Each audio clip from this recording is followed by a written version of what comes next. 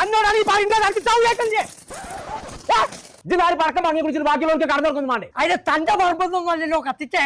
അപ്പുണ്യ ചേലക്കണ്ടേ ഒരു 10 റുപ്യ വാണത്തുമാരെ ചേട്ടൻ കെട്ടിട്ടാണ് വിടുവാനെ ഞാൻ മേപ്പെട്ട് ഞാൻ. താൻ പോടോ കുമ്മിണിക്കോയെ. കുമ്മിണിക്കോയാണോ? കൊമ്പക്കാർക്കോയെ.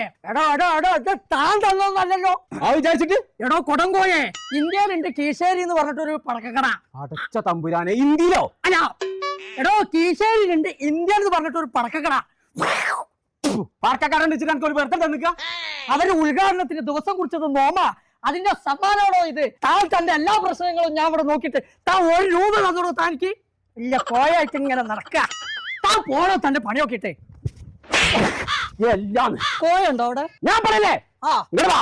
ഇനി മേലാക്ക് ഇവിടെ പടക്കം പൊട്ടിച്ചിട്ടുണ്ടെങ്കിൽ അതിന്റെ ആ ഉത്തർച്ചയെ വലിച്ചൂരിട്ട് അപ്പുണ്ണി ഫ്രൈ ഉണ്ടാക്കും ഞാൻ.